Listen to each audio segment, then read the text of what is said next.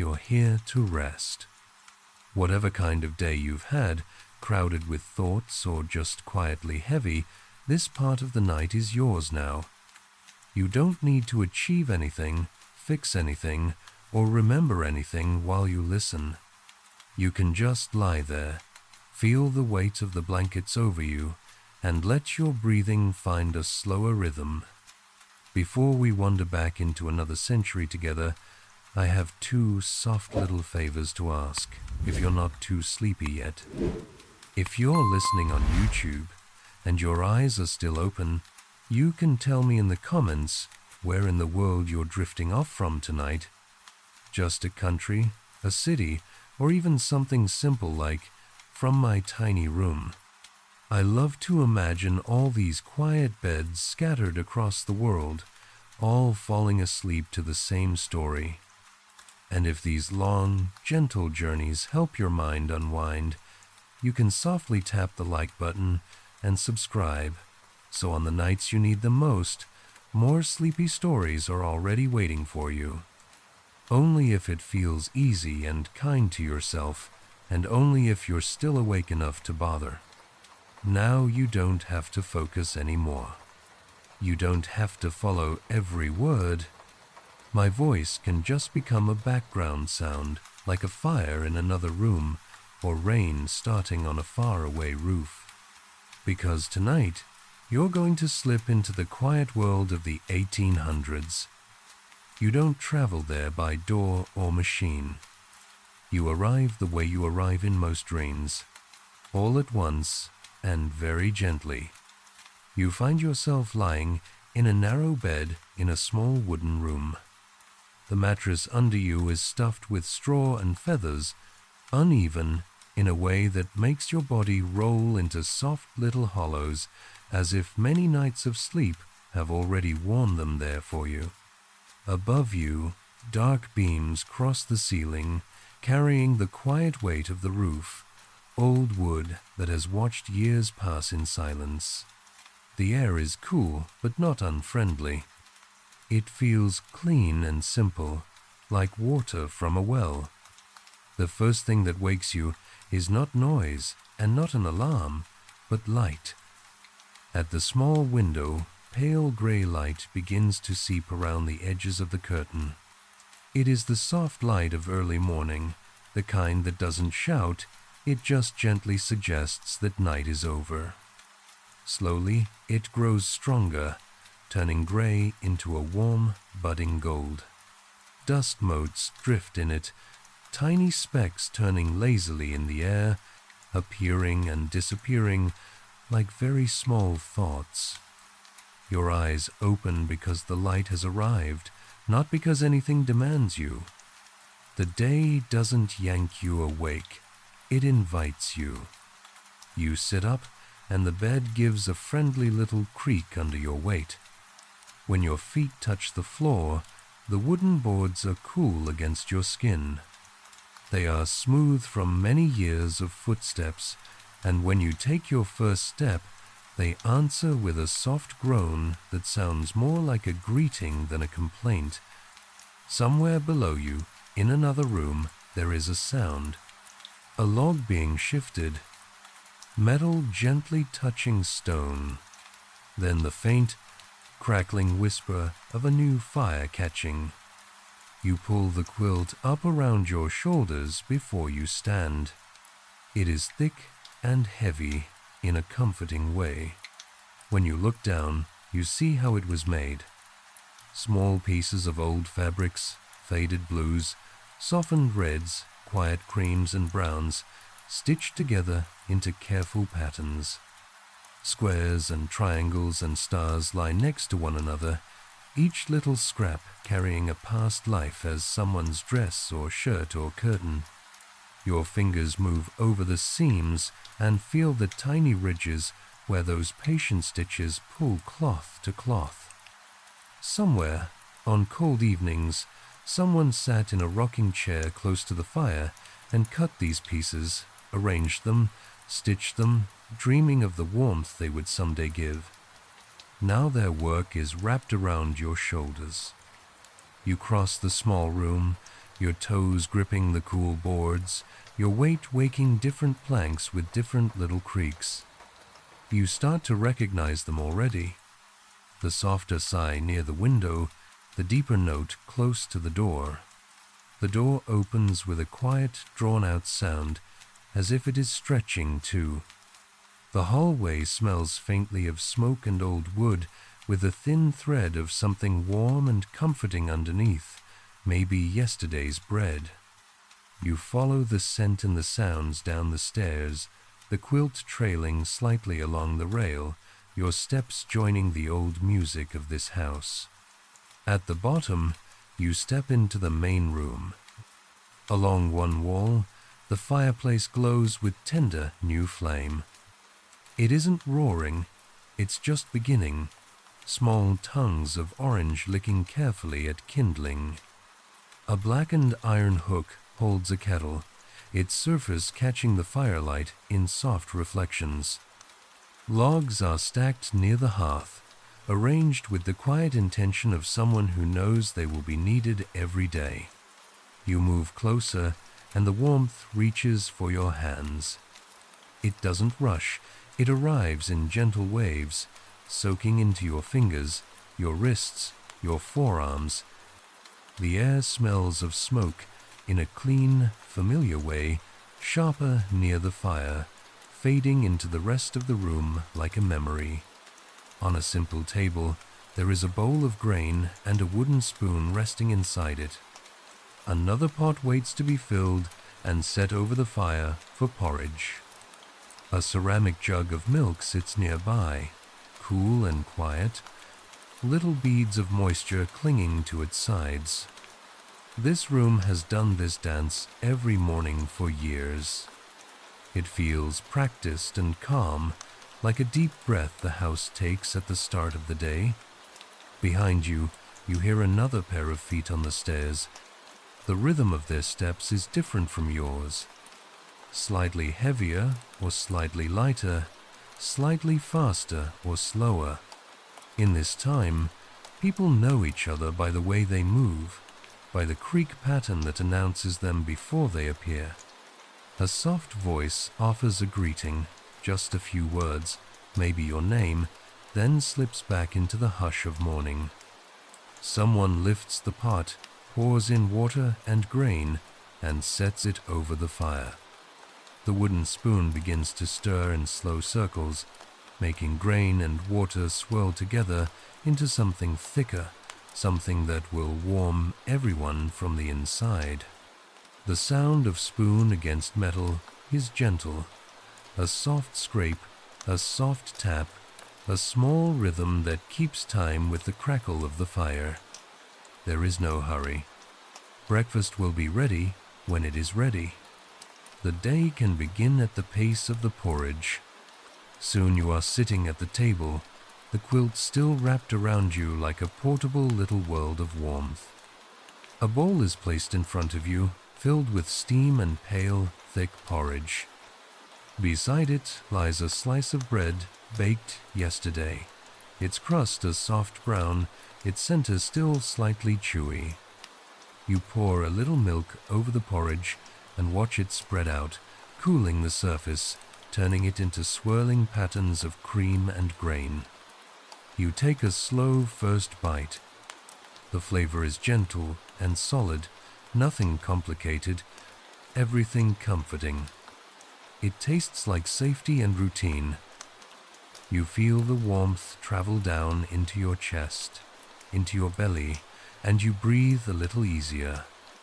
Around you, the small sounds of breakfast create a quiet orchestra. Spoons tapping lightly on rims, chairs sliding a little on the floor, a low murmur of a comment about the weather, a soft chuckle at some small remembered moment. There are no screens pulling attention away. No printed pages demanding to be checked before the day can start. Just people, food, warmth, and the beginning of light at the windows. When your bowl is empty, you take one last piece of bread and chew it slowly. You place your spoon back with care, and the simple act feels like closing a small, quiet chapter.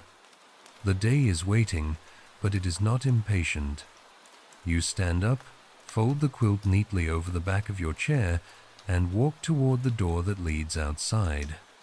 You lift the wooden latch, feeling the smoothness worn into it by many hands, and push the door open.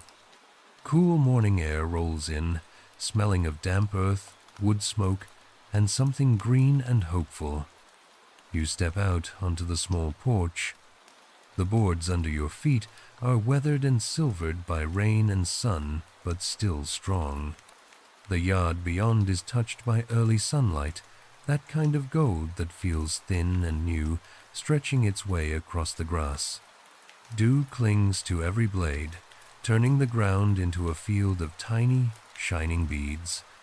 To one side of the house, you see a small kitchen garden edged with stones. Low plants grow in gentle rows there.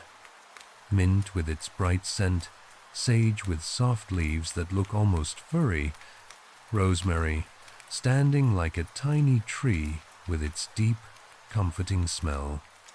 These herbs will find their way into stews and teas and simple remedies, connecting the house to the earth in quiet, fragrant ways.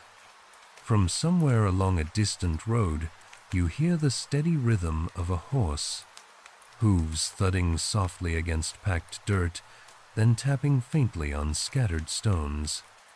A wagon creaks along behind, its wooden wheels murmuring as they turn. The sound comes closer, passes, and then drifts away again, swallowed gently by the open air. Here, walking and hooves are how the world moves. No engines, no harsh, sudden roars, just steps, wheels, and the long, slow conversations between road and traveler. You walk down from the porch, boots meeting damp earth with a soft, pleasing firmness. A chicken scratches near the path, pecking thoughtfully at the ground, its small clucks like sleepy questions to itself. Another bird answers from somewhere near the barn. Chores wait, but they are part of the rhythm of being alive here. You find a wooden bucket resting by the door, its curved handle worn smooth where fingers have curled around it countless times. You lift it and feel its lightness now, knowing it will be heavy soon. A narrow path leads from the house to a well or a pump, cutting a gentle curve through the grass, pressed into the earth by many trips before yours. At the pump, you set the bucket down with a small, hollow thud. The iron handle feels cool in your hands. You begin to move it up and down in slow, steady strokes. The metal squeaks quietly at the highest point of each rise. At first, there is only the sound of the mechanism, then a faint bubbling from below, then a smooth, clear gush of water as it finally begins to flow. Water pours into the bucket, drumming softly against the bottom and then deepening in tone as the level rises. Droplets splash onto your hands and wrists, cool and fresh, carrying the faint mineral scent of stone and earth. When the bucket is full, you stop, and the handle settles back into place with a soft clink. You grip the handle with both hands and lift. The weight is honest and direct, no more and no less than it should be. Step by step, you carry it back toward the house. The water inside sways gently, and you adjust your pace without thinking, finding a rhythm that keeps the surface mostly still. Inside, this water will wash hands and faces, fill pots, make tea. There is no hidden system humming behind the walls. Just you, the well, the bucket, and the path in between. Another small task waits at the chicken coop. You open the low wooden door and peer into the dim interior. Straw rustles under the hens as they shift lazily. You reach into a nesting box, your fingers moving carefully through the warm straw until they find the smooth curve of an egg. It is pleasantly warm from the hen's body. You cradle it gently, then find another and another, placing them in a small woven basket lined with straw so they do not knock against each other. The eggs feel like morning made solid, fragile, but full of quiet promise. Back at the house, someone meets you at the door with a smile or a nod. Gratitude here is often simple and unspoken, carried more in glances and small, shared tasks than in long speeches. The day stretches ahead, and time moves softly from morning to afternoon. After another simple meal at midday, perhaps a slice of bread, a little cheese, a bit of egg or vegetable, the pace slows even more. The brightest light has passed, and now the sun begins to lean gently toward evening. Afternoons belong to the quiet work. You find yourself near a window again, where daylight falls in a wide, easy band across your lap. A piece of clothing rests in your hands, a small tear or a frayed edge waiting patiently to be mended. You thread a needle, the fine line of thread passing through the small metal eye with a tiny victory of focus. Then the needle dips into the cloth and emerges again, up and down, in and out. The movement is slow and repetitive, smoothing the damaged place with each careful stitch. The sound of the thread pulling through the fabric is almost inaudible, but you feel it more than hear it. It is a soft tug, a small, satisfying resistance. Near you, someone else might be polishing a pair of shoes, rubbing in circles with a cloth until the dull leather finds a quiet shine again. At the table, another person writes in a simple journal, pen scratching gently as they note down the weather, the work, a tiny joy or worry from the day. Through the open window, warm air drifts into the room, carrying the smell of grass and earth. You can hear a bird singing lazily from a tree, and the distant, almost musical clucking of hens as they wander in the yard. Questions like, "What time is it?" do not have precise answers here. You know where you are in the day by the angle of the light, the length of the shadows, the feeling in the air. After a while, someone brings out a small wooden box or opens a drawer in a cupboard. Inside are letters. They are folded neatly, tied together by a ribbon or a thin strip of cloth. The paper has softened with age, edges slightly yellowed, ink faded into gentle browns. One letter is chosen and opened. The little wax seal cracks with a quiet snap. The paper unfurls with a gentle rustle that seems loud only because the room is so still. Someone begins to read aloud. The voice is steady and unhurried, giving each line the time it needs to land. Words from another town or another farm, maybe quite far away, fill the space around you.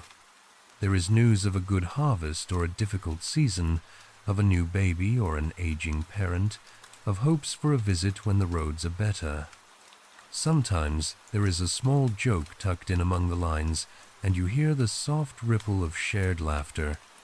Sometimes there is a note of sadness, and the room grows quieter, everyone holding the weight of it together. When the letter ends, it is folded again with the same care and tucked back among the others. It is more than paper. It is a tiny bridge between lives.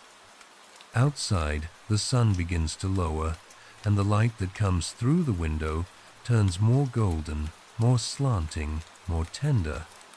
Evening reaches into the room, and someone rises to light the lamps.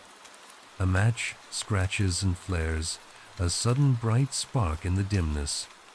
The flame is touched to a candle wick or to the little cloth inside a glass lamp. At first the flame is shy and small, then it grows, steady and calm, drawing in air and giving out light. Beeswax candles release a faint, honeyed scent as they burn. Lantern glass catches the glow and softens it, sending gentle halos of light onto the walls. The whole room changes character. Daylight is replaced by pockets of warm gold, surrounded by shadows that feel protective rather than threatening. Dinner is prepared at the hearth, perhaps a simple pot of soup or stew, simmering slowly so the flavors have time to find each other.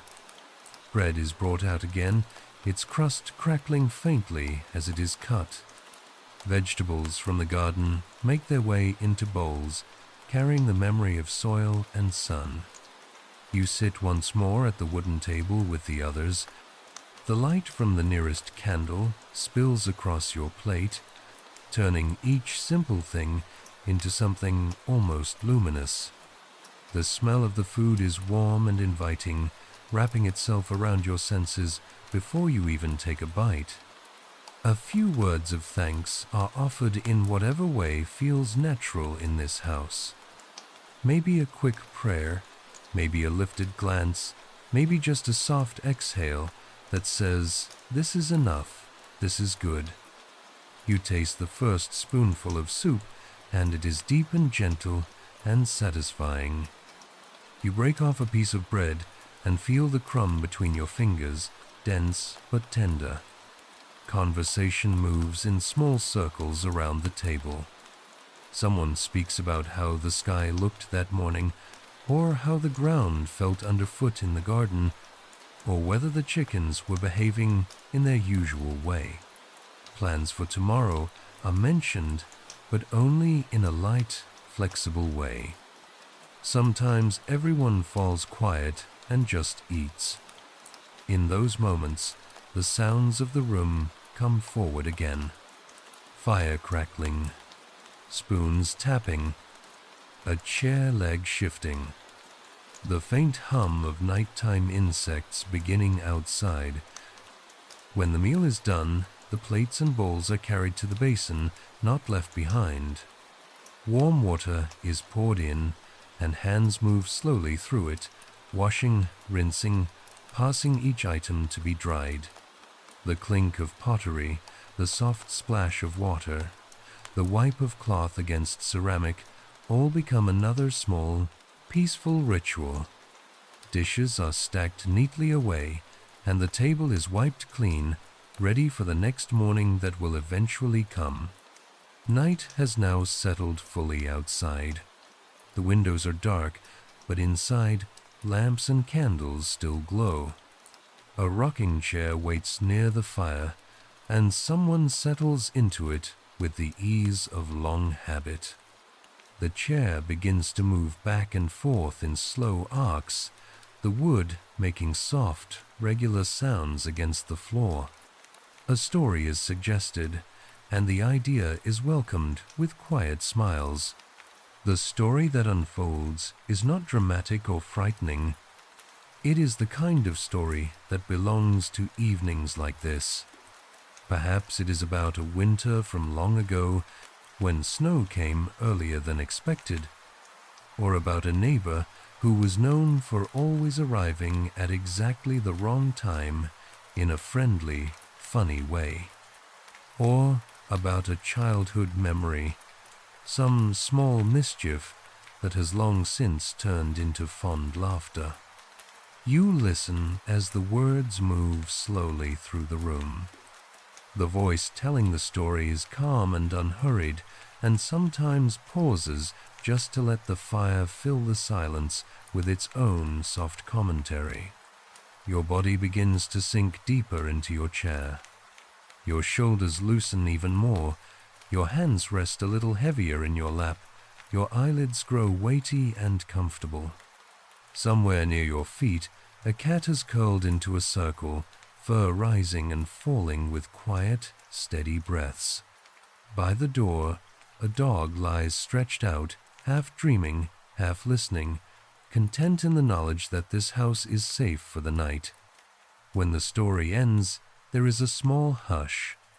Not because anyone is uncomfortable, but because everyone is letting the last words settle like snowflakes. Then slowly, the final tasks of the day begin. A few more pieces of wood are added to the fire, not to make it roaring, just enough to keep the embers alive for a while longer. Tools by the hearth are put back in their places. The floor is brushed lightly where ash might have fallen. Lamps that are no longer needed are turned down. Their flames shrink and flicker, then disappear with a tiny sigh. Candles are snuffed out one by one.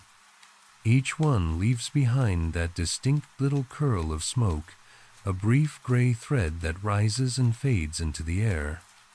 You take your own candle, still lit, and carry it toward the stairs. Its small circle of light travels with you, making the shadows dance gently on the walls as you climb. Your hand brushes the rail, worn smooth by all the nights and mornings that have passed before this one. In your room, you set the candle down near the pitcher and bowl. You pour a little water into the bowl, and it splashes quietly, the sound small but clear in the hush of the room. You dip your hands in, the coolness wrapping your skin, washing away the thin film of the day. You touch the water to your face, your neck, maybe the back of your eyes, in the way only cool water can reach. You brush your hair in slow, unhurried strokes. Each pass of the brush smooths out a tangle, and with it, one more knot of tension in your thoughts. Muscles along your neck and shoulders release a fraction more with every movement. When you are ready, you climb back into bed. The mattress accepts your weight, shaping itself around you.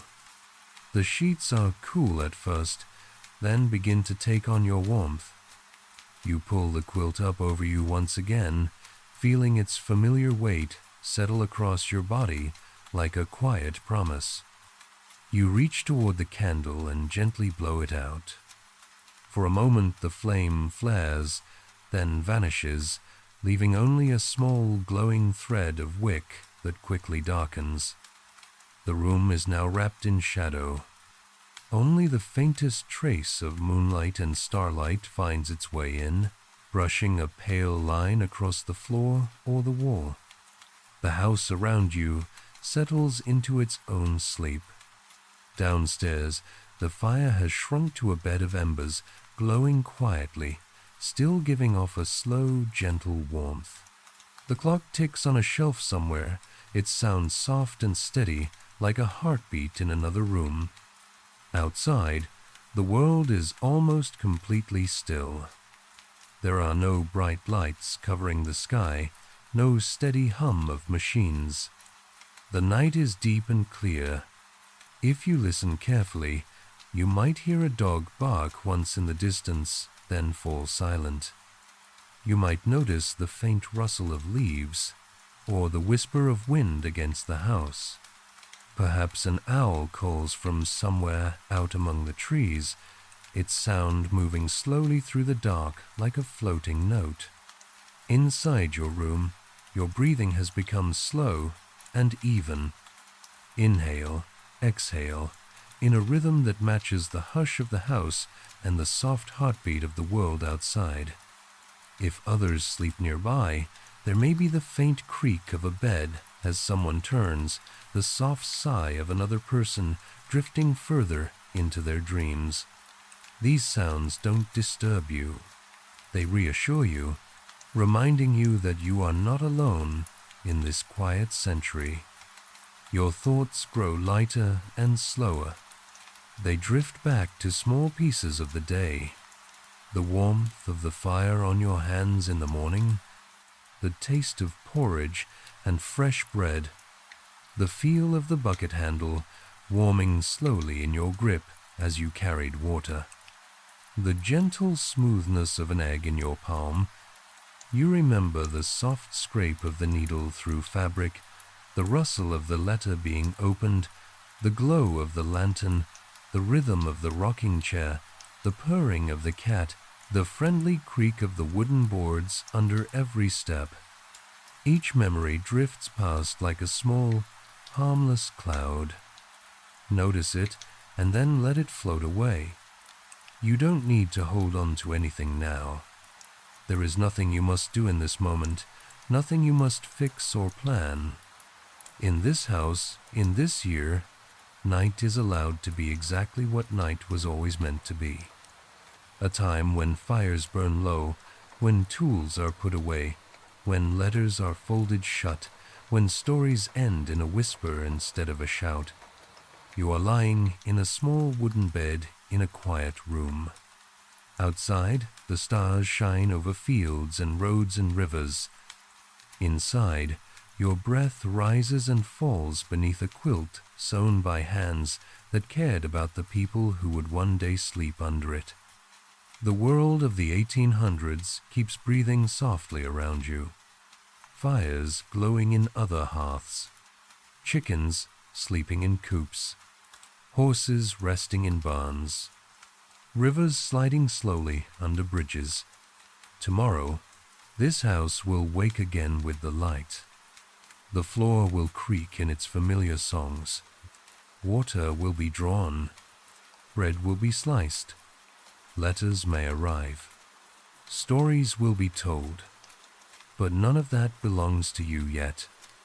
Not now. Right now, all that is asked of you is to rest, to let your body sink a little heavier into the mattress, to feel the quilt settle a little more closely around you, to follow your own breathing downward, deeper and deeper, into a softer, quieter place.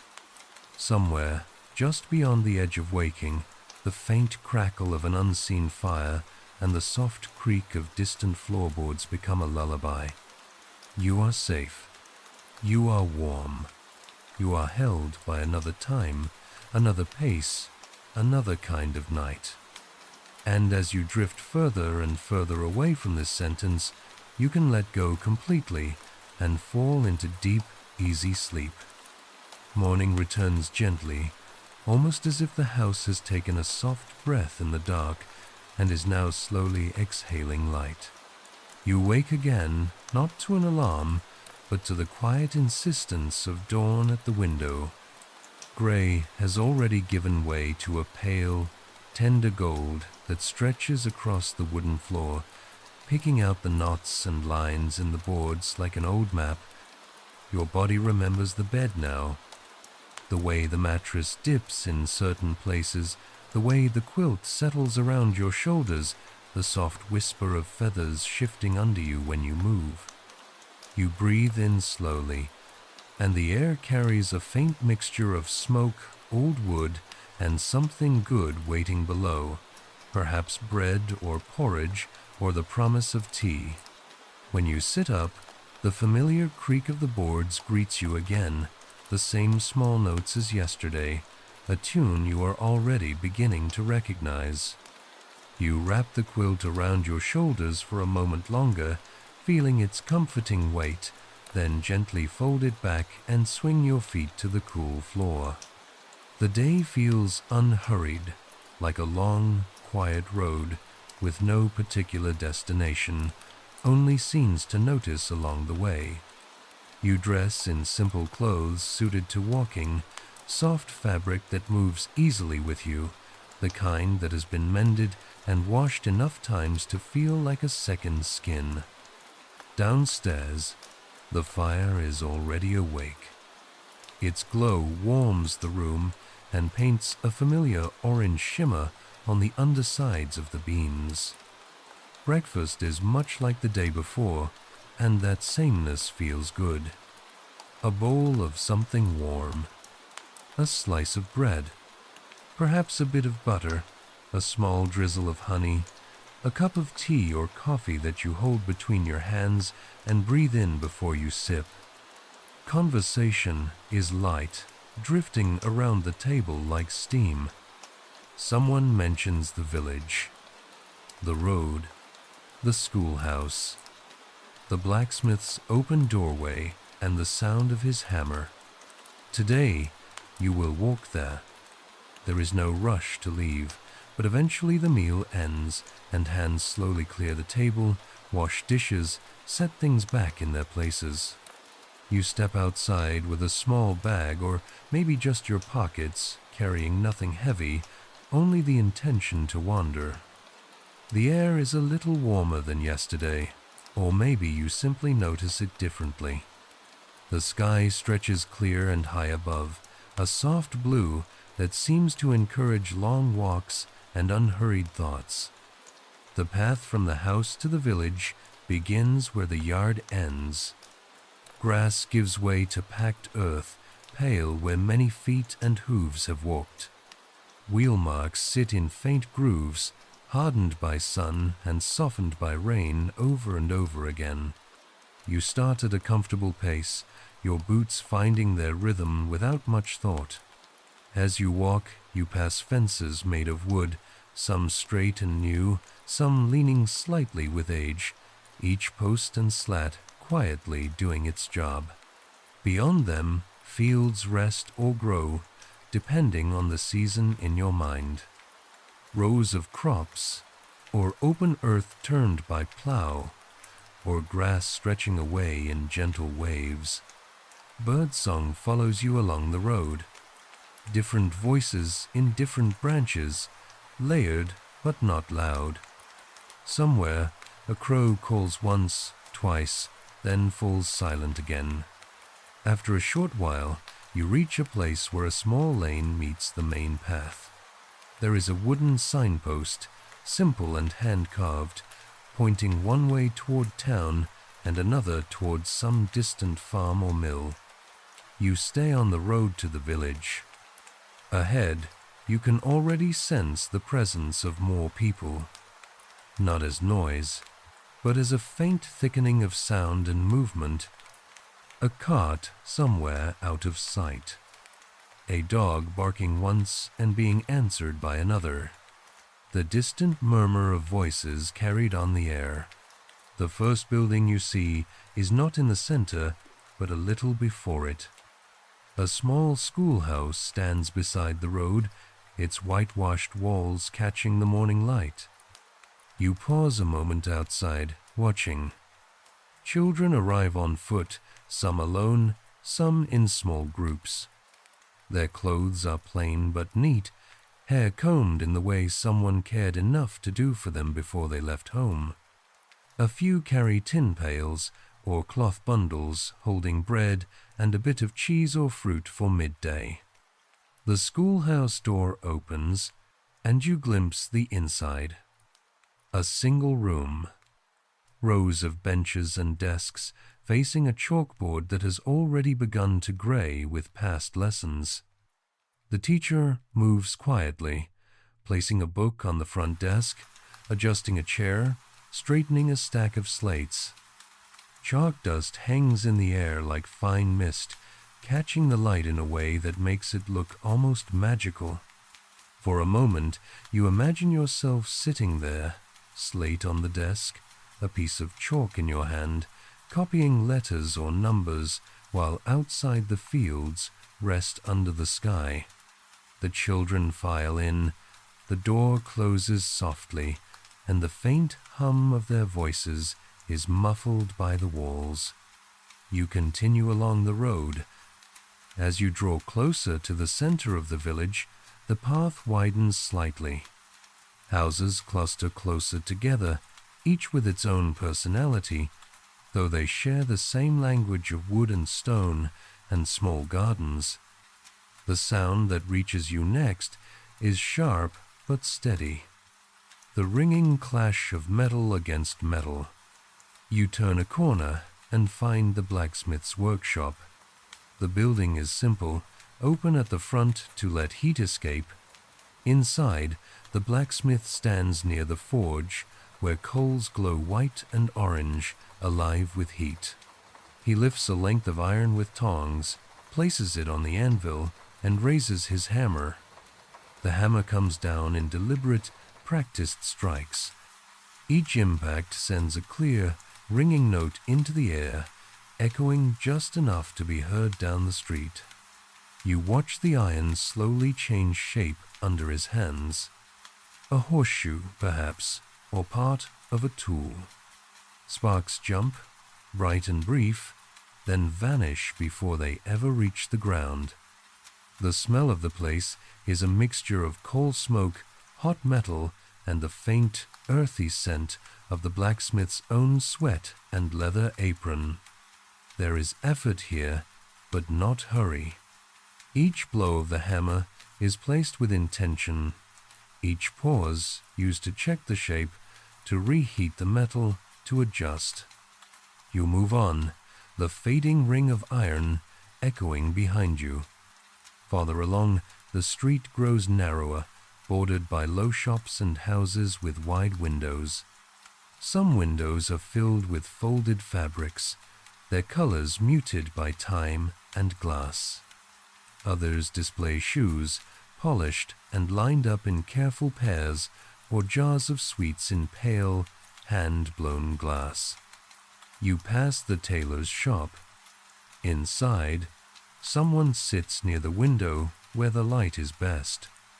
A length of cloth lies across their lap, and a needle darts in and out, in a rhythm not unlike your own breathing.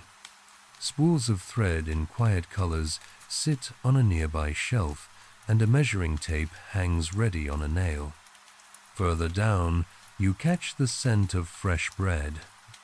The bakery has its door propped open, letting warmth and fragrance spill into the street.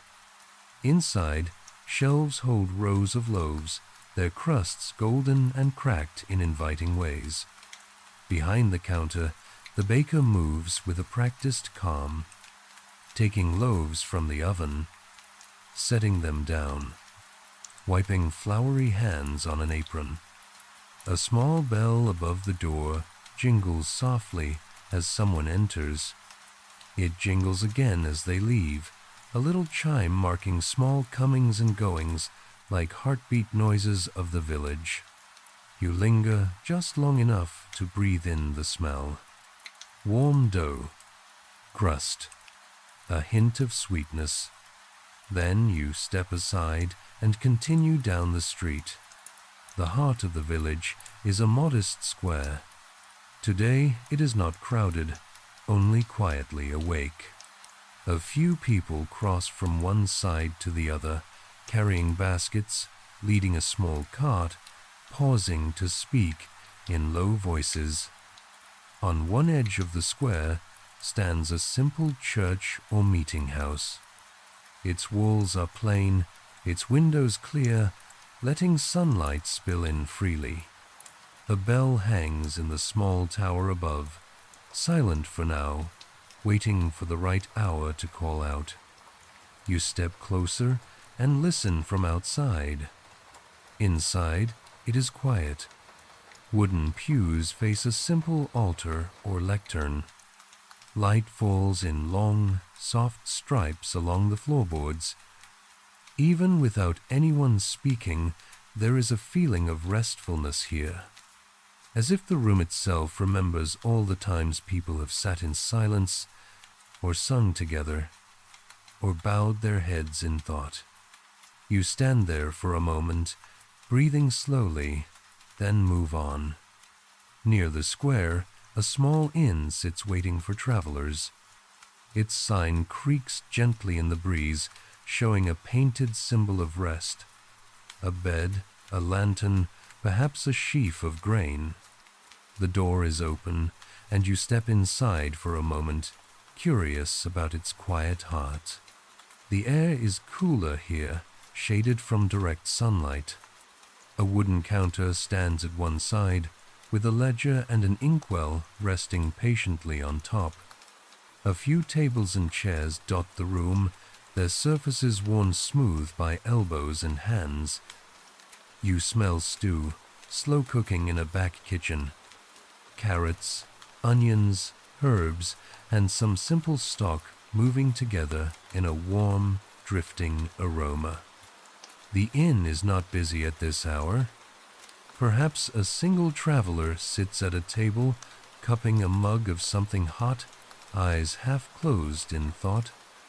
You imagine arriving here after a long day's walk or ride, boots dusty, shoulders tired, being welcomed with a nod, a bowl of something hearty, and a bed with clean linens and a quilt that smells faintly of sun and soap. The thought is comforting, but today you are not staying. You step back outside into the light of the square. From the far side of the village, you hear another sound now. The steady, deep rush of water. Drawn by it, you follow a narrow lane that slips between houses and slopes gently downward. The lane opens out beside a small river. The water moves at an unhurried pace, its surface broken here and there by rocks that create little bursts of white foam. A wooden bridge crosses the river. You walk onto it and pause halfway, hands resting lightly on the railing. Below, the water passes under you in an endless soft procession. Ripples catch the light and carry it along, like little shards of sky being gently pushed downstream. The sound of the water is steady and soothing, not loud, just present. On one bank, a watermill stands, its wheels slowly turning in the current. You watch as each wooden paddle dips into the water, disappears briefly, then rises again, dripping and shining. The wheel's movement is patient, driven only by the river's insistence. Inside the mill, you can imagine grinding stones turning grain into flour. The air filled with fine dust, the miller's clothes pale with it, shelves lined with sacks that will become bread and cakes and pies in kitchens all around. You stay on the bridge a little longer, just watching the water and the wheel, feeling the slight vibration of movement under your feet. Eventually, you step off the bridge and follow a path that runs alongside the river for a while. Trees lean over the bank, their branches dipping low enough that leaves sometimes brush the water's surface. Sunlight filters through them in broken patches, laying shifting coins of light on the path. You pass a spot where laundry has been hung on lines between wooden posts. Shirts, skirts, sheets, and towels sway in a lazy breeze, their edges fluttering as if they are quietly talking to one another. Laundry day has left its gentle marks on the grass, where wet fabric briefly dripped and small puddles formed before soaking back into the earth. Farther along, you come upon the village well, a communal place where people gather not just for water, but for a few easy words with neighbors. A woman draws up a bucket using a rope that creaks softly over the pulley. Water sloshes as it reaches the top and is poured carefully into smaller containers. Someone else waits, leaning on the low stone wall, making a casual remark about the sky or the crops or how the river sounded stronger today. These conversations are not urgent. They are as much a part of drawing water as the rope and the bucket. You stand nearby for a moment, watching and listening, then move on, carried by the gentle pull of the day. The village, you realize, is a collection of small circles of life, all overlapping. School and smithy, tailor and baker, church and inn, mill and well. In each place, people are doing simple, necessary things over and over, turning days into years in a way that feels steady and kind. By midday, the square has grown a little busier. A few stalls have been set up, even if it is not a major market day. One offers vegetables from nearby fields, their colors soft but inviting. Another displays small handmade items, spoons carved from wood, simple toys, perhaps a few pieces of lace or embroidery. People move among them slowly, picking things up, setting them down, thinking, talking, trading. Coins change hands with a gentle clink. There is no shouting, no rush, only a quiet exchange of what one has for what one needs. A traveling peddler has also arrived. His cart is smaller than a regular wagon, but it carries unexpected things. Combs with carved handles, bright ribbons, small mirrors framed in tin. Maybe a tin of tea from somewhere far beyond any road you can see. He speaks in a low, pleasant voice about the places he has been, other towns, other roads. People listen not just for the goods he sells, but for the little scraps of distant world his words bring. You find a place to sit for a while, perhaps on a low stone wall or a wooden bench near the edge of the square. You let your feet rest and your eyes wander. You watch children chase each other in a slow, looping game, their laughter rising and falling like birds taking off and landing. You watch an older couple walk arm in arm across the square, their steps perfectly matched, as if they have been practicing this slow dance for many years. You notice the lampposts positioned at a few corners. Simple metal poles with glass lanterns at the top.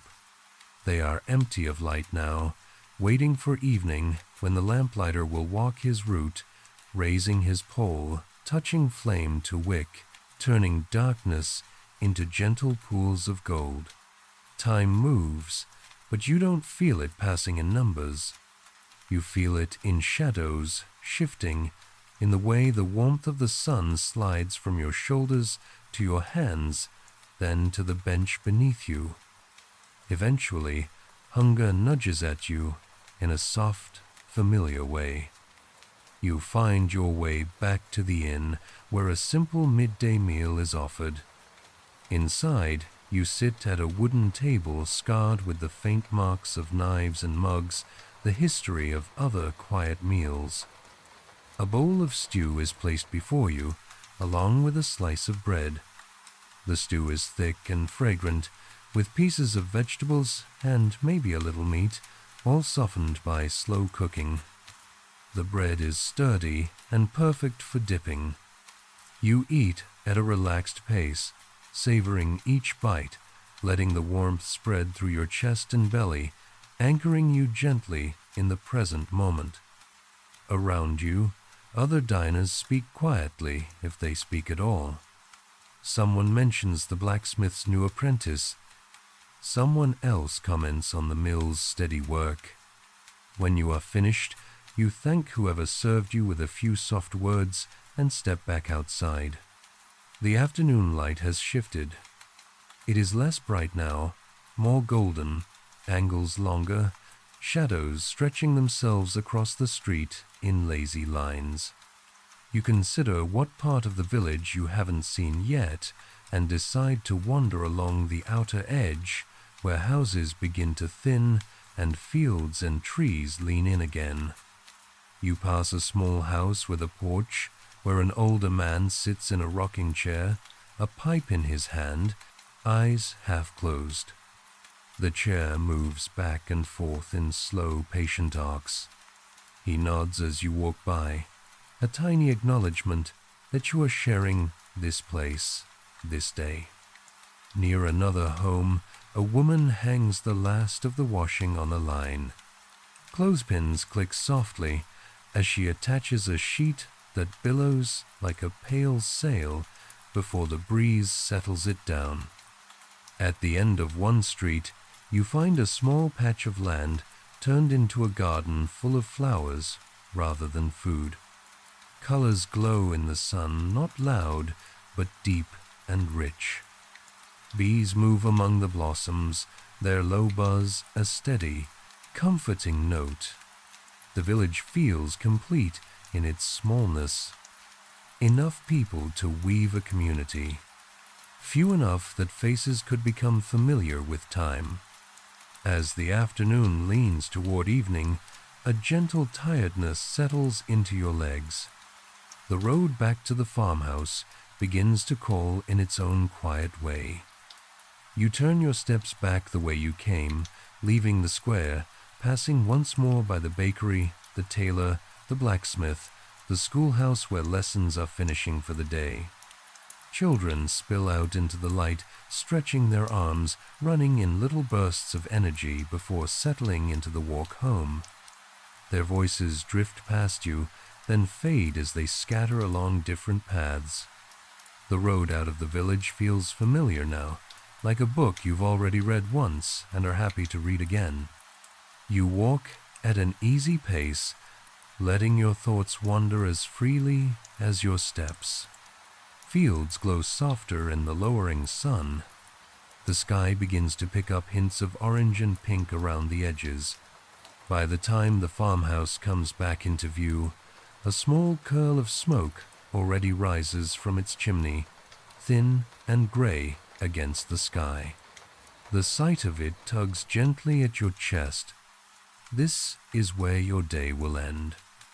You reach the porch and pause a moment, looking back along the road you walked. The village lies behind you, quietly continuing its own rhythm. The blacksmith puts away his tools. The baker counts the remaining loaves. The peddler arranges his things for the next town. Someone lights the first lamp in the square. You open the door and step inside. The house greets you with warmth and the familiar smell of cooking and wood smoke. Your boots sound different on these boards than they did on the road, and that difference feels like the sound of returning. Evening unrolls much like it did before, and that repetition feels comforting rather than dull.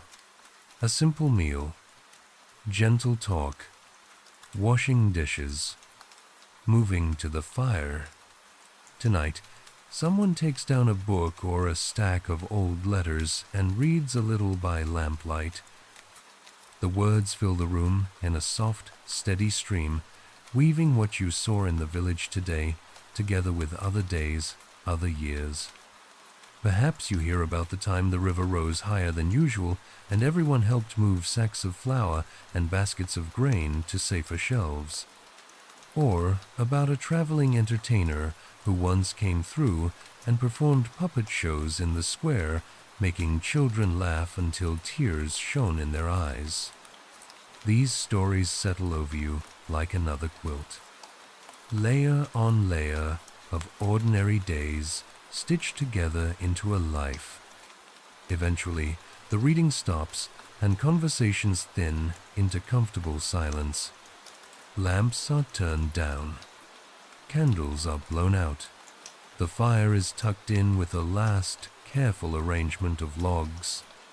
You climb the stairs again, your legs pleasantly tired from the walking, the kind of tired that promises easy sleep. In your room, you wash with cool water once more, brush out your hair, and slide under the waiting quilt. The mattress feels even more familiar now. The pillow welcomes your head with the soft resignation of something that knows you will be here night after night. Outside, the lamplighter in the village finishes his route. One by one, small points of golden light bloom along the streets you walked earlier. Here at the farmhouse, the world is darker, but just as gentle. You listen to the quiet, the slow ticking of time in the house, the occasional whisper of wind, maybe the far, faint echo of the river's steady song, if you imagine it. Your breathing matches that rhythm now. In and out. In and out. The village, the road, the bridge, the mill, the well, the square, all of them begin to drift away from being sharp images and soften into impressions like watercolor slowly dissolving in a bowl of clear water. You are left with only the feeling of them, the feeling of a small world where everything moves slowly, where nothing shouts, where every step is taken at a human pace. You can let that feeling carry you now, like a slow wagon rolling along a quiet road. Thoughts grow fewer, muscles loosen. Your body sinks deeper into the bed. The quilt settles more snugly around your shoulders. The village will still be there tomorrow, waiting with its schoolhouse and smithy and bakery and bridge. Tonight, your only task is to rest. You allow yourself to fall gently, as if the mattress is a soft field, as if the darkness is warm and safe, as if sleep is just another quiet room waiting for you at the end of a long, peaceful walk. The seasons turn softly in this world, not with sudden jumps, but with slow, gentle shifts your body only notices when it pauses to feel. You wake one morning, and the air itself feels different. It is early spring now. Light slips into your room in a slightly different color, paler and clearer, as if someone has washed the sky during the night. The cold that once pressed against the window has thinned, and the chill that reaches your skin is crisp rather than heavy. You sit up, the same familiar bed creaking its quiet greeting, and you notice how the quilt feels just a little too warm now. You fold it down and let the cooler air brush along your arms, your face, your neck. When you open the window a small crack, the breath of spring slips in. It smells of damp soil, thawing slowly, and the faint green promise of things that have not yet grown but soon will. You make your way downstairs, and the fire on the hearth is different too. Still welcome, still warm, but not fighting against deep winter anymore. It is simply there, steady and friendly, ready to boil water for tea, warm porridge, toast bread. Breakfast passes gently, as it always does, but talk at the table has begun to tilt toward the fields. Planting, weather, the way the ground feels underfoot when you step on it now. After the bowls are cleared and washed, you step outside into a world that is just waking from a long sleep. The yard looks similar at first glance, but as you walk slowly, you see small changes everywhere. Here, the first tiny shoots pushing up through the earth, an almost shy green barley visible against brown soil. There, tree branches tipped with tight buds, like small closed fists of color waiting for the right moment to open. The air carries birdsong you haven't heard in months. A new voice joining the older, winter-hardy ones.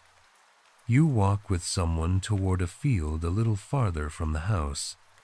The path is soft under your boots, the ground still damp from melting snow and recent rain. Puddles glimmer in dips, reflecting the pale spring sky like scattered pieces of glass. At the edge of the field, tools wait. A hoe with a worn wooden handle. A rake.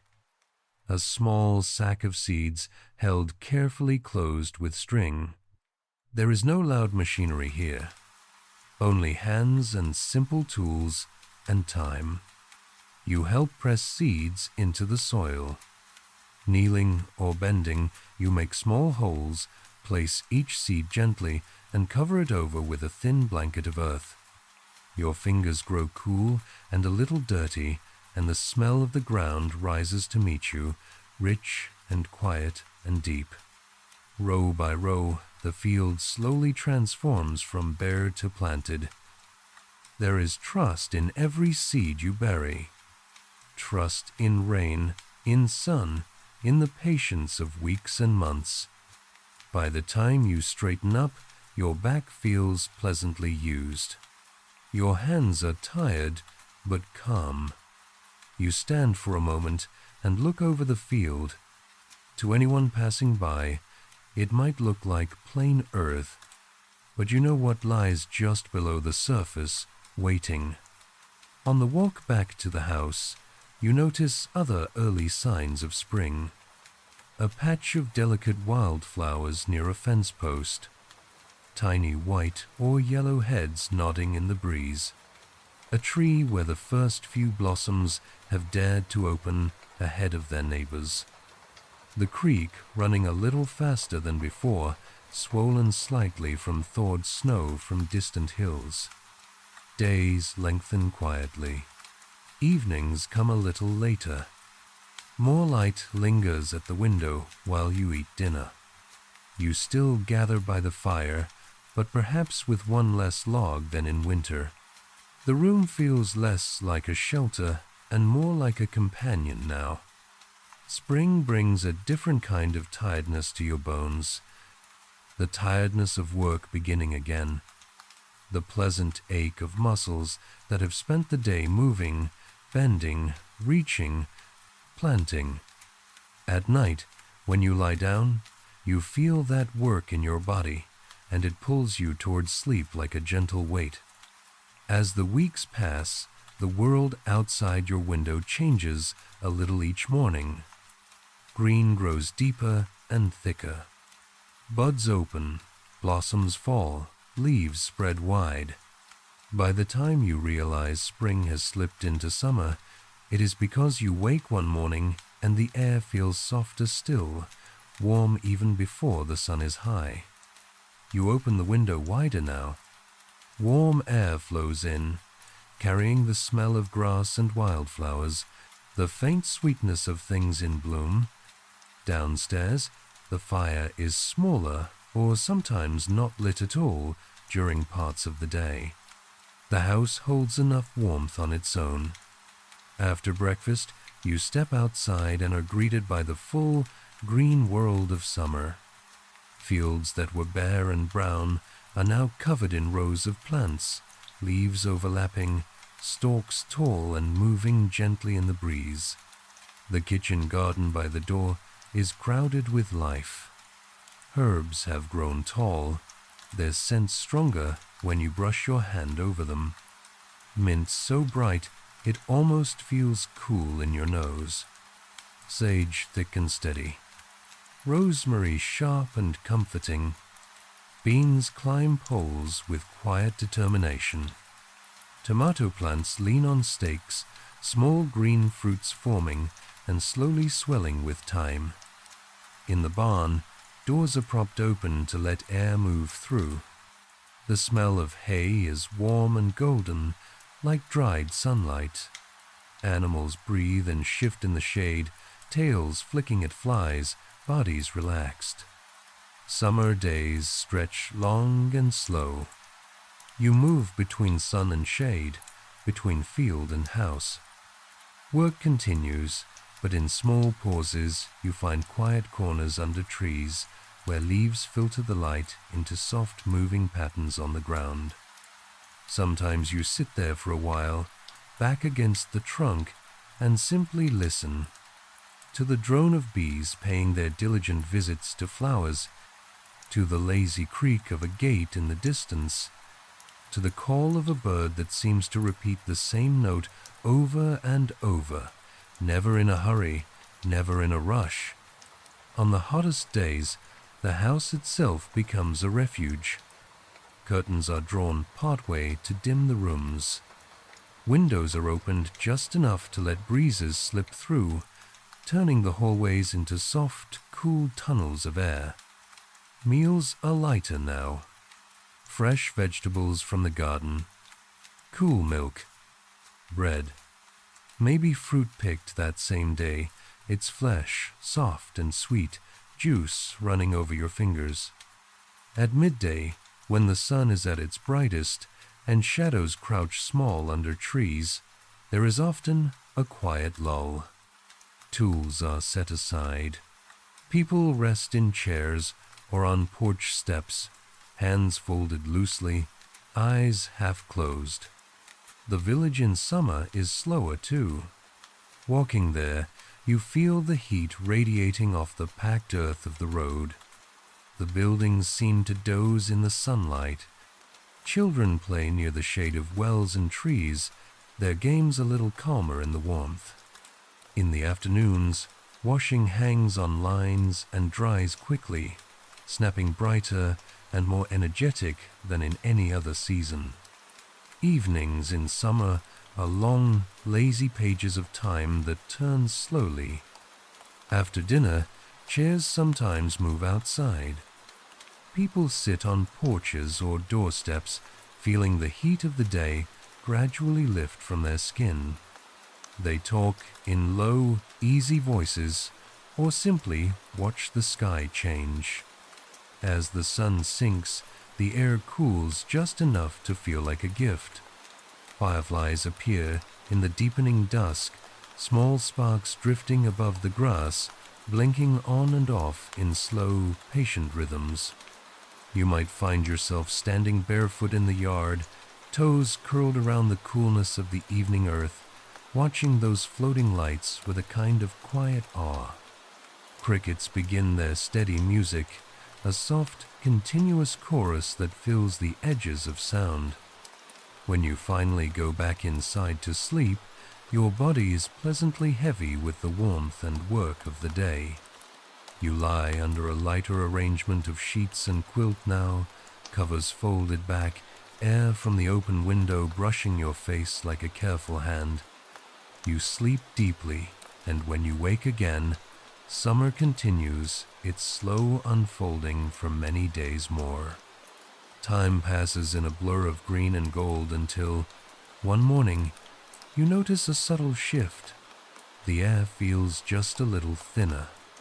The sky is still blue, but with a clarity that feels different, as if the edges have sharpened.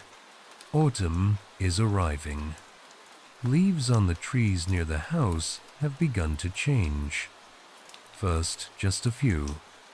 A yellow leaf there. A red tip here. Then more, until patches of color blush through the green like slow spreading embers. The fields that were so lush in summer now carry the weight of crops ready to be gathered. Harvest time comes with its own rhythm. You walk among tall stalks and bowing heads of grain, hands reaching out to cut, to gather, to bind. Wagons stand ready at the edge of fields, and each pass through the rows adds to their slow-growing loads. The air is filled with sounds of work, but not hectic ones. The soft rustle of stalks, the quiet thump of bundles laid down, the murmur of voices sharing simple words, occasional laughter, shared effort. The sun during harvest is gentle but generous. It warms your shoulders without burning. It casts long, golden light over piles of grain, making everything glow. By the time the day leans toward evening, everyone is tired in a deep, rooted way. Back at the house, baskets and crates and sacks begin to fill. The cellar becomes a treasure room. Shelves line the walls, holding jars of preserved fruit, pickled vegetables, dried herbs. Each jar catches the lantern light in its own way. Red and amber and green, like small stained glass windows of stored summer. You and others shell peas or beans together around the table. Hands move almost automatically, opening pods, slipping the bright beads into bowls, dropping empty shells into a basket that steadily fills with quiet, papery sounds. Talking is easy and slow during this work. Stories drift in between handfuls of peas, between the hollow tap of beans falling into pottery. Outside, leaves continue to fall. Every day, the ground beneath the trees becomes more colorful. Reds, oranges, yellows, all mingled together in a soft, rustling carpet. You walk through them at times, listening to the gentle crunch underfoot, watching your own shadow stretch longer and thinner as the light angles lower in the sky. Chill droplets of rain visit more often now. Some afternoons are gray and misty, the world wrapped in a soft, quiet cloak of cloud. On those days, work moves indoors. Mending by the window, polishing tools so they are ready to be stored, checking supplies, making small repairs to walls, doors, and roofs before winter can test them. The first time you feel truly cold air slipping under the door in the evening, you know autumn is beginning to hand things over to winter. One morning, you wake to a world that smells different again. You sit up and see a faint brightness edging the window in a way that feels unfamiliar. When you step to the glass and wipe the faint fog away, you see it. Snow. A light covering at first. A white, gentle layer lying across the yard, the fence, the roofs, turning every line softer. The air that meets your face when you open the door is crisp and sharp, but wonderfully clean. Your breath curls in front of you as you step outside, each exhale a small cloud that quickly melts into the cold. The world is hushed. Snow absorbs sound in a way few other things can. Your boots sink into it with a muffled crunch, leaving clear prints behind you in the unmarked white. Trees stand bare now, branches drawn in dark lines against the pale sky. Not long after, more snow comes. Heavier, deeper. Paths are cleared from house to barn, from door to well, from road to stable. Wood piles outside the house become more important now. Neatly stacked logs rise in ordered rows, each piece a quiet promise of warmth for some future night. Inside, the fire is once again a central character. It burns brighter, longer. You stand near it in the mornings, turning slowly to warm your hands, your face, your back, your sides. Wet gloves or socks hang on a line nearby, gently steaming as they dry. Layers of clothing become your everyday armor. Shirts, woolen vests, thick socks, shawls. At night, you tuck in under more blankets, grateful for every extra layer. Windows sometimes grow blossoms of frost around their edges. Delicate, lacy patterns that look like forests or ferns etched in ice. You trace them with your eyes from the comfort of the warm room, knowing that just beyond that thin sheet of glass, the cold is real and earnest. Winter days are shorter. Light arrives late and leaves early. But those hours, though few, are used thoughtfully. Snow is shoveled. Animals are fed. Water is hauled. Then, as darkness falls, the house gathers everyone back to its center. Evenings in winter are some of the coziest you will ever know. You sit close to the hearth, hands wrapped around a mug of something warm, tea, cocoa, spiced milk. The heat from the cup seeps into your fingers, chasing away the last traces of cold. Quilts and shawls are wrapped around shoulders, turning chairs into little islands of warmth. Stories in winter feel different. They seem to stretch longer, like shadows, reaching back further into the past. There is talk of winters before this one, of storms that rattled shutters for days, of years when the snow came late or early, of journeys taken in the cold, wrapped in blankets on the back of a sled, bells jingling softly on the horse's harness. Sometimes songs are sung instead of stories, soft, familiar tunes that everyone knows. Voices blend together in the lamplight, weaving in and out like threads in cloth.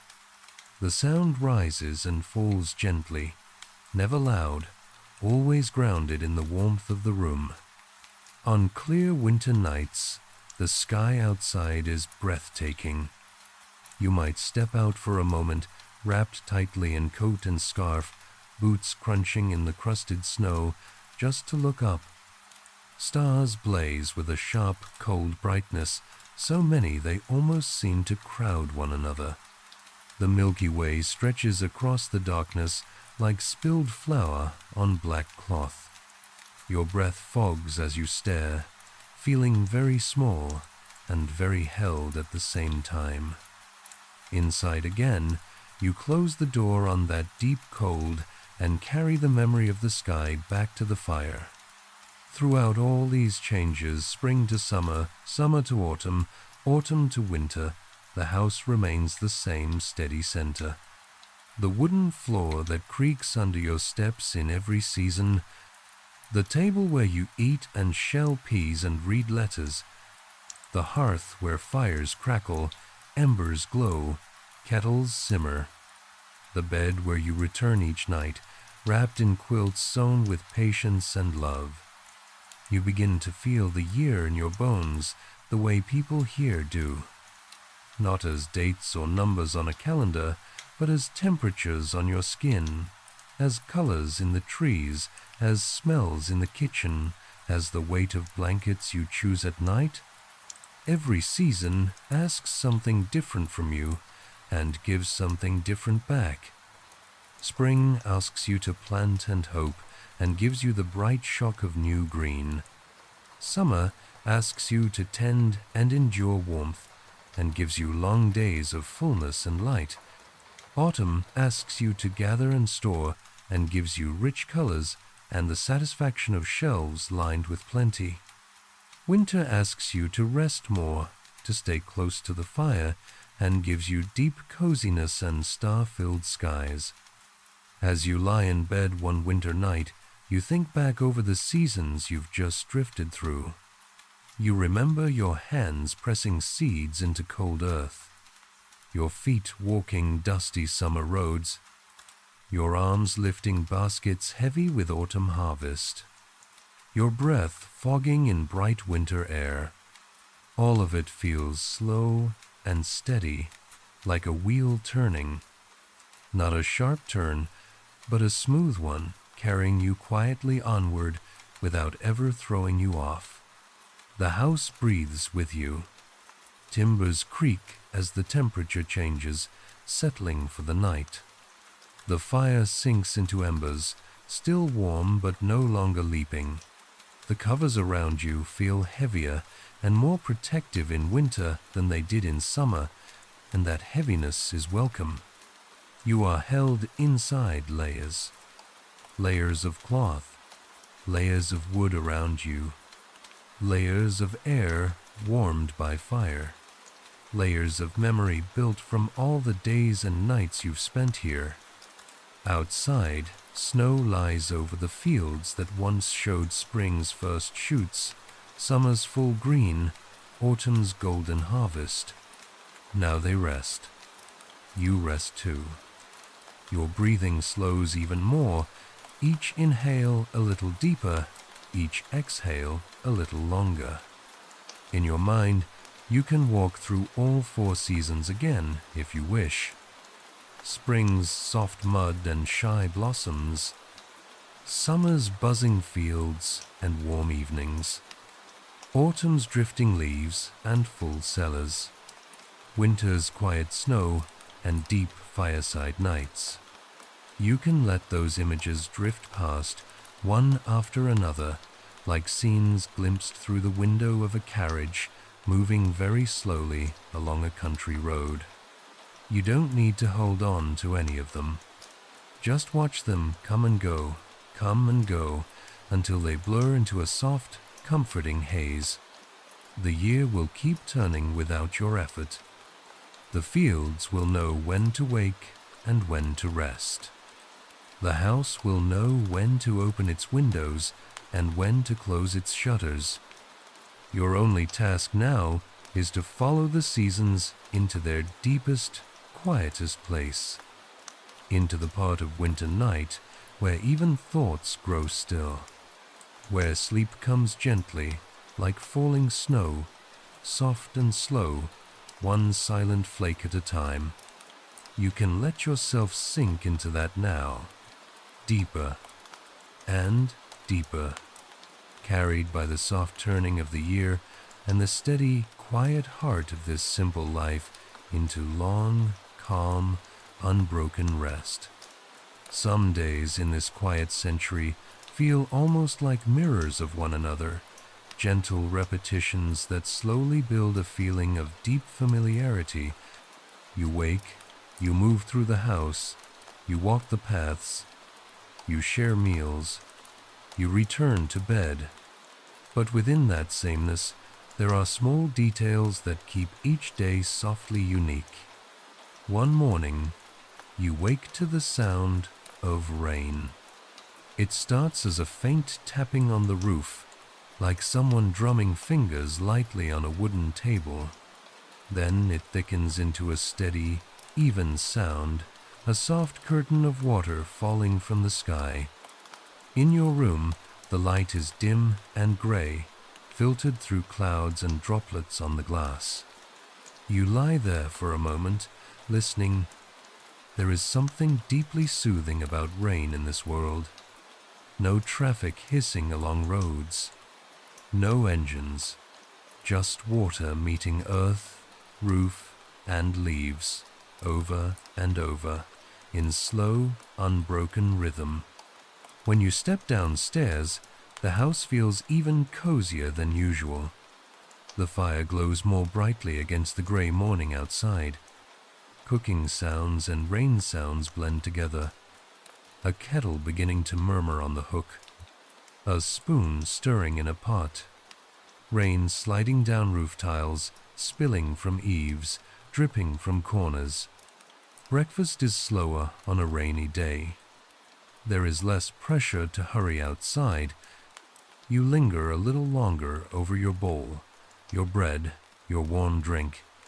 Conversation wanders in quiet circles, talk of how long the rain might last, whether the fields needed this much water, whether the river will rise a little or a lot. Later, when you step to the door and look out, the yard is softened by mist. Puddles have formed in familiar low spots. Drops hang from fence rails and branches, trembling slightly before finally falling, with tiny, decisive plinks. Some tasks move indoors on days like this. You might find yourself at the table with a basket of things waiting to be mended. Socks with worn heels, shirts with fraying cuffs, aprons with loose ties. Your hands work slowly and steadily, stitching and reinforcing, giving each item a longer, quieter life. Someone else might be patching a quilt, adding new pieces where old fabric has thinned. As you look at it closely, you realize this quilt is a small history book made of cloth. Here, a square from a dress worn years ago. There, a piece of curtain from a house that no longer stands. Elsewhere, a patch of fabric that once wrapped a baby, now stitched into something that will keep many nights warm. Rainy days invite stories and memories in a different way. The sound of the weather outside creates a gentle boundary around the house, making it feel like an island of light and warmth in a gray sea. At some point in the afternoon, someone pulls out a small box or tin from a shelf. Inside are treasured things. Letters, pressed flowers, a ribbon, a lock of hair tied carefully. These objects are not expensive, but they are rich in quiet feeling.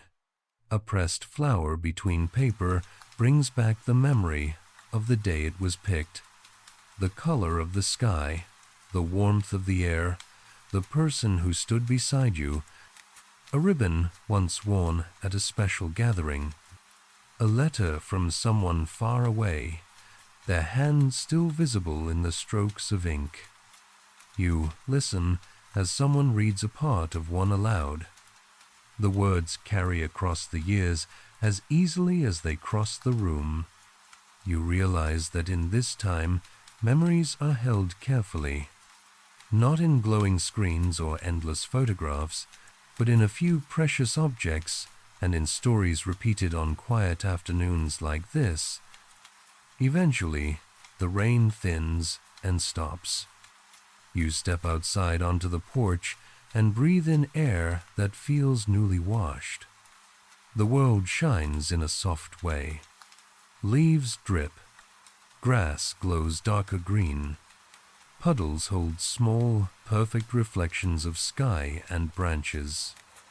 Over the following days, life resumes its familiar outward rhythm. Work in the yard and fields. Trips to the village. Simple meals. Slow evenings by the fire. You begin to know your neighbors more, not just as faces or names, but as patterns of movement and sound. The neighbor whose cart always squeaks a little on the left wheel. The one whose laugh can be heard across a fence, warm and low. The older woman who walks with a slight limp but never seems to hurry, her steps measured and steady. Sometimes you are invited to a neighboring house for an evening. The path between your homes is worn just enough to show that such visits happen often. You walk it in the soft light of late afternoon, perhaps carrying a small basket, a piece of bread, a bit of cheese, some fruit, a jar of something preserved last autumn. Their house is both like yours and different. The same language of wood and stone and quilts and beams, but different arrangements, different favorite chairs, different patterns in the curtains, different small treasures on shelves. You are welcomed with smiles, with nods, with the simple hospitality that says, "You belong here for as long as you wish to stay." You sit at their table, tasting their soup, their bread, their way of making tea. You listen to their stories, which are cousins of your own stories of harvests and winters and trips to town, but told with their particular turns of phrase, their particular favorite memories. Children might play on the floor nearby, arranging wooden blocks, rolling a small hoop, whispering to a cloth doll. A cat might curl itself sleepily at the edge of the firelight. At some point in the evening, someone brings out a simple game. Cards, dominoes, a board with small tokens. The rules are easy, the stakes non-existent. The purpose is not winning, but sitting together, sharing glances and laughter as the pieces move. The scrape of chairs, the soft tap of a card on wood, the murmur of "your turn." These small sounds become part of the gentle music of the night. On another day, you walk with someone from your house to the nearest little cemetery. It might sound somber, but it is not frightening. The path there is familiar, passing under trees that have watched many seasons arrive and depart. The cemetery itself is quiet and simple.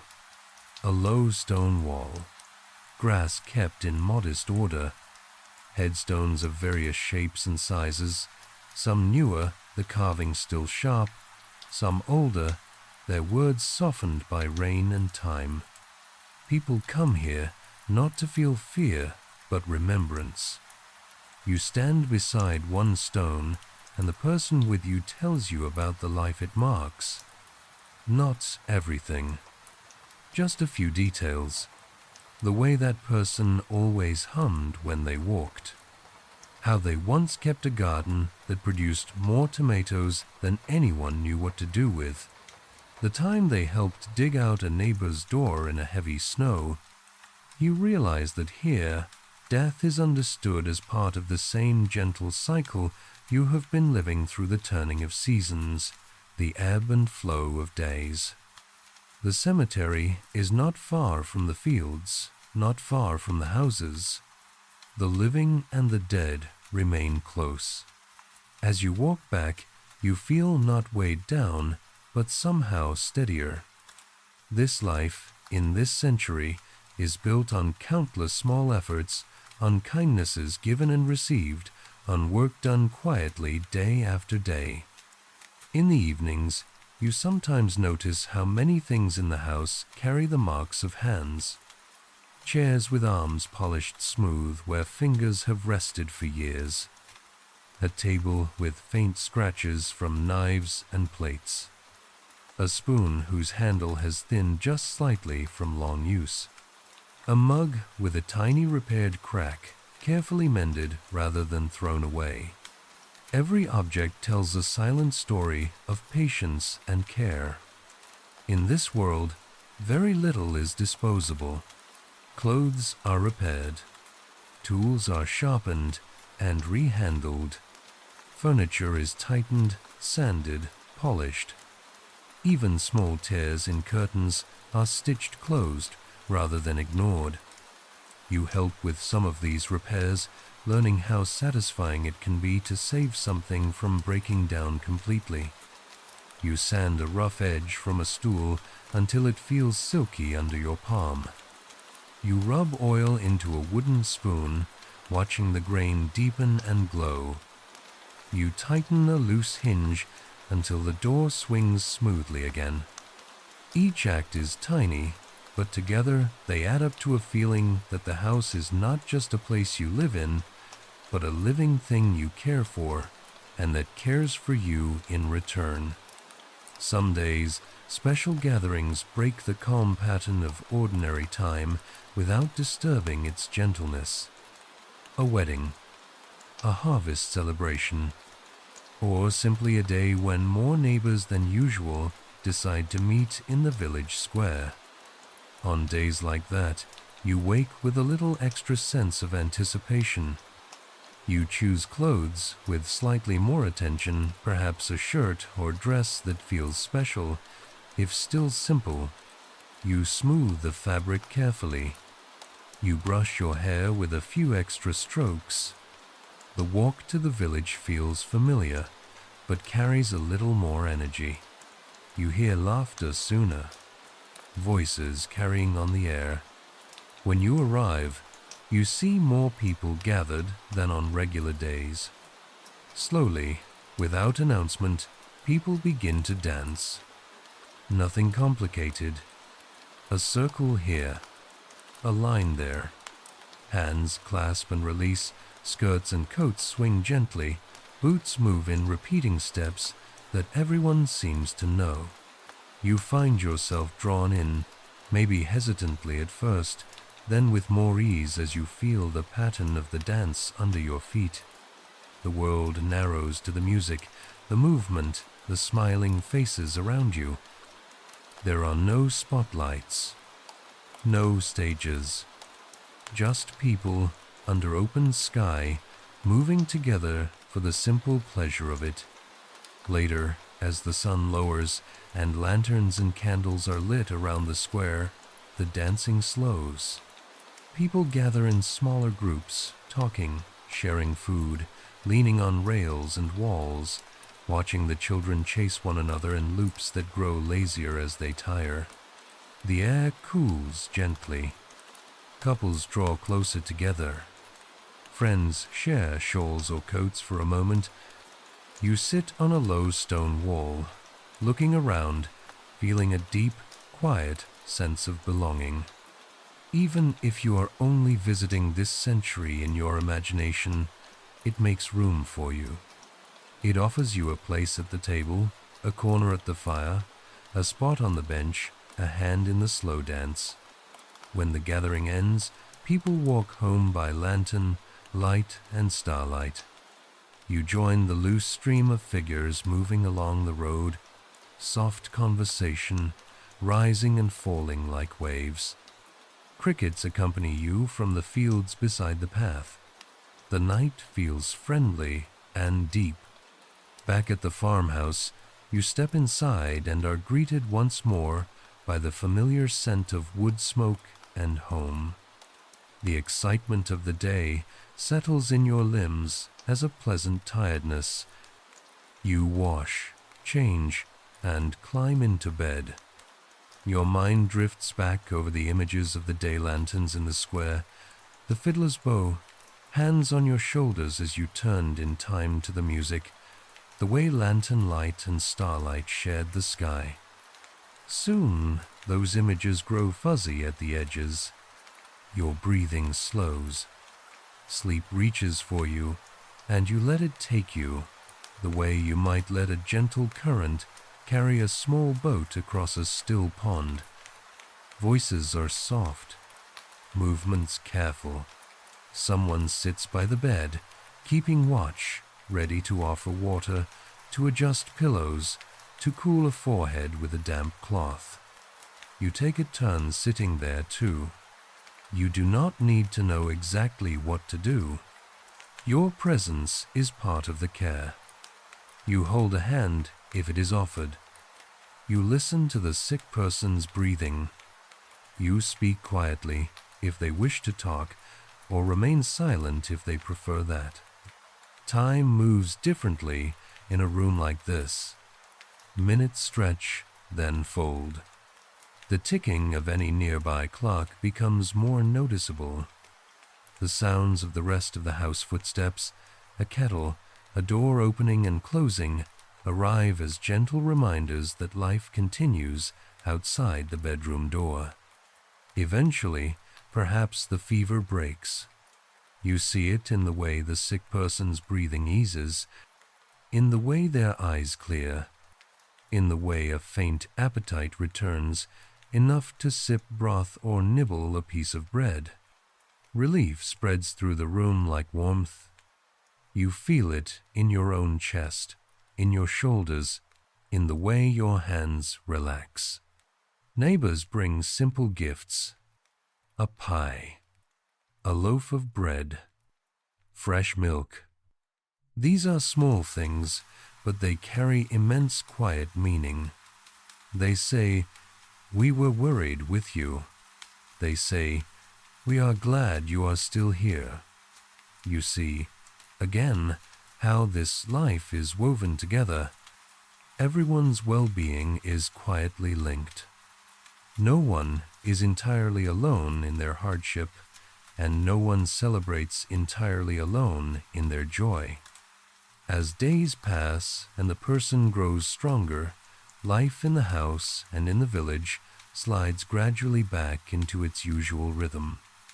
But for a while, everything feels a little sweeter. The sound of that person's laughter, the sight of them walking in the yard, the quiet clink of their spoon at the table.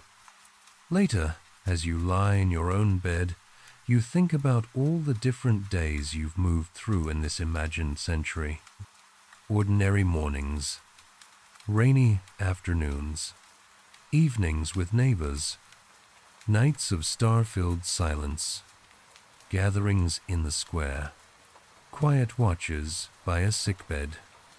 They all share the same core, a slower pace, simple routines, a deep, steady sense of connection to place and people.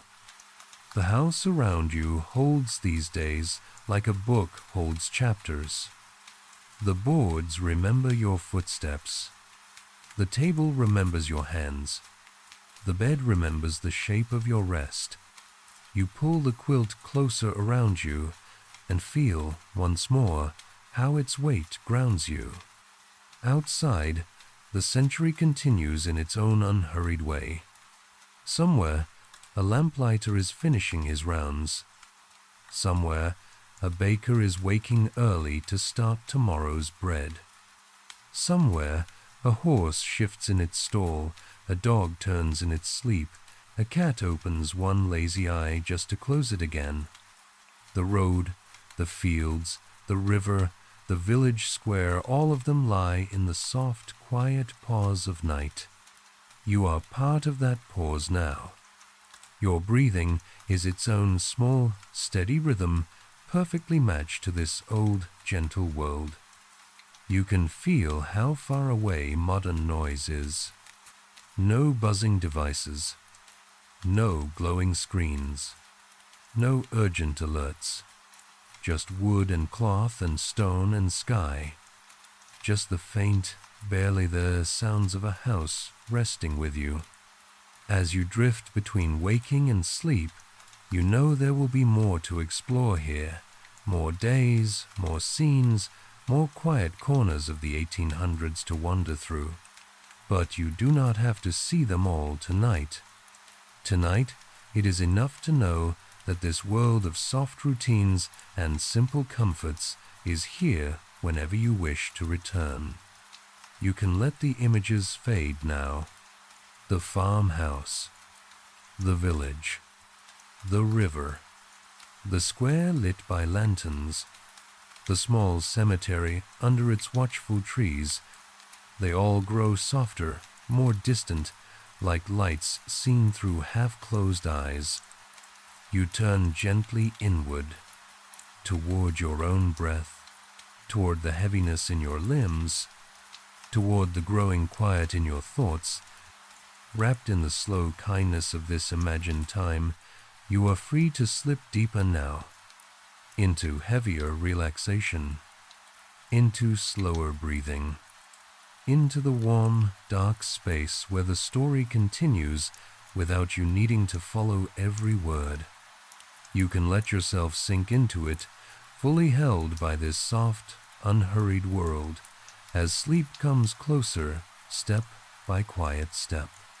Time in this quiet century does not rush forward in sharp leaps. It unfolds like a long, calm ribbon, unrolling almost too slowly to see.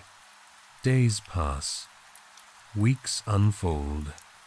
Seasons circle round and round, each familiar and yet always a little different.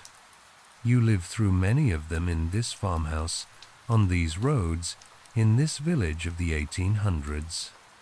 At first, you move through this world like a guest, noticing every sound, every shadow, every creak and scent.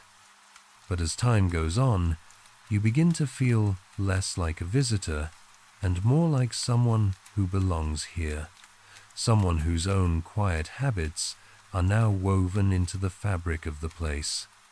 You know exactly how the stair will sound under your foot in the morning. You can tell who is crossing the kitchen by the weight and rhythm of their steps. You can tell the time of day by the angle of light on the table more easily than by any clock. You have your own chair now, the spot your body reaches for without thinking when the sun begins to fall and the fire is lit. The wood of the armrest has begun to shine faintly where your hand rests each evening, polished by touch more effectively than by any cloth. A mug feels particularly right in your fingers, its weight familiar, its small, uneven shape, evidence of human hands that made it. The people around you grow older in slow, gentle increments, just as you do. Children you once saw running barefoot through puddles now walk with measured steps to the schoolhouse, slates under their arms, hair tied back, and faces more serious. Neighbors who once seemed ageless begin to move a little more carefully, hands reaching for railings or arms on icy mornings. New babies arrive in the village, small and bundled, their cries bright and insistent in the soft fabric of sound. You hold one of them in your arms one day, feeling the surprising weight of such a small body, the warmth, the gentle wriggle of legs and fingers. The baby's breath is warm against your neck, their tiny chest rising and falling in quick, light movements. You rock slowly, in time with the ticking of a nearby clock, in time with your own pulse. Outside the window, the world goes on. A cart creaks by.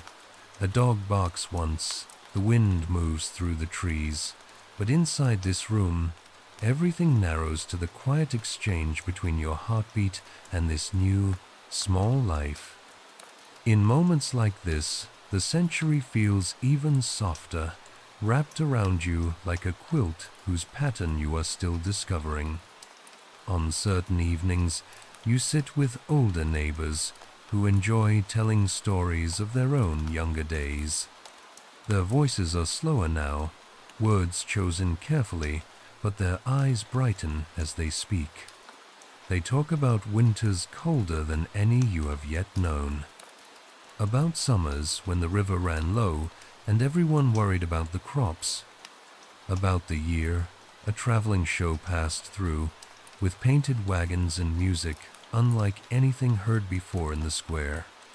They describe the same roads you walk now, but with fewer houses, rougher fences, more trees crowding close to the path. They speak of faces long gone, but in their telling, those faces become clear for a moment, lit by firelight in your mind, laughing, working, singing, moving through rooms and fields that feel suddenly crowded with invisible company. You realize that this world you are resting in is layered with many lives, many days, each leaving behind faint traces, worn steps, polished beams, trees planted decades ago that now cast deep shade. You yourself are becoming one of those traces. The way you fold a blanket and leave it on a chair, the way you hang your coat by the door, the place on the porch where you like to stand and watch the road at dusk, all of it adds to the house's quiet memory. There are days when you walk farther than usual, following the road beyond the village, curious about where it leads. The path winds past fields, you know, then into ones you have only seen from a distance. You cross a narrow bridge over a stream that chuckles softly, water rushing over, stones worn smooth. You pass the last cottages and trees and climb the gentle hill, feeling the slow work of your muscles, the steady beat of your heart. At the top, you turn and look back. The farmhouse is a small shape, the village an even smaller cluster of roofs and chimneys, fields spread like a patchwork quilt stitched with hedges, paths, and streams. The river gleams like a ribbon of silver cloth.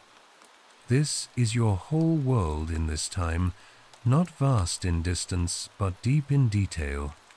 You know the smell of its rain, the sound of its wind, the taste of its bread and milk, the familiar faces that move through its days. You feel both very small and quietly important, a single person in a small place, and also a living part of this landscape. You walk back down the hill, past trees and cottages and fields, returning to the farmhouse as the day leans toward evening. Inside, life is as you left it, a pot simmering, the table waiting to be set, someone humming softly at a familiar task. Years gather like this, not as dramatic events, but as a long row of calm days, each holding small, quiet meanings. One evening, you feel a deeper tiredness, not worry, but fullness from many satisfied days. Lamplight is soft, shadows gentle, the clock ticking steadily. A hand rests briefly on your shoulder, a wordless touch of affection. The room smells of wood smoke, warm fabric, and a faint trace of tonight's meal, the scent of home. You climb the stairs, hands sliding along the familiar rail. In your room, the quilt is folded back, the pillow soft. You lie down, pull the covers over you, and feel their weight press you pleasantly into the mattress. Your breathing deepens. Each exhale carries away the day's last tension.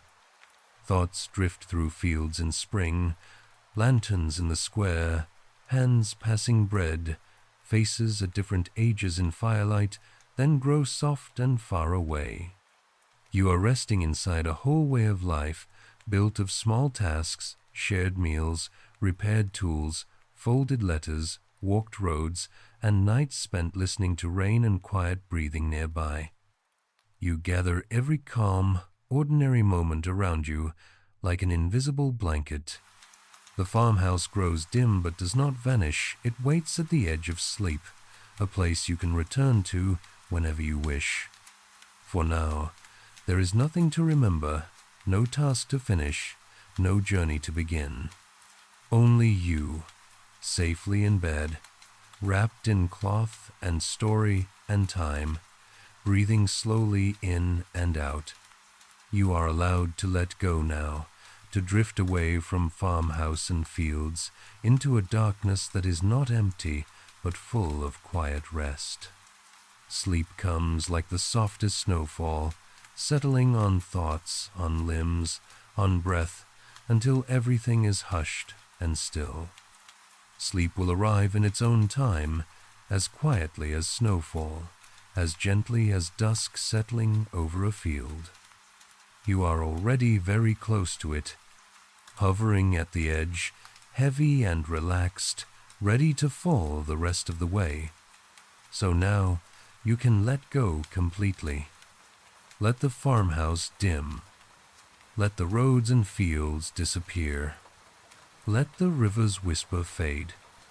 Let everything in this old, soft world drop into silence while you sink into the deepest part of your own. Your breath is slow, your body is heavy, your mind is quiet, and sleep, long and calm and unbroken, is here for you now.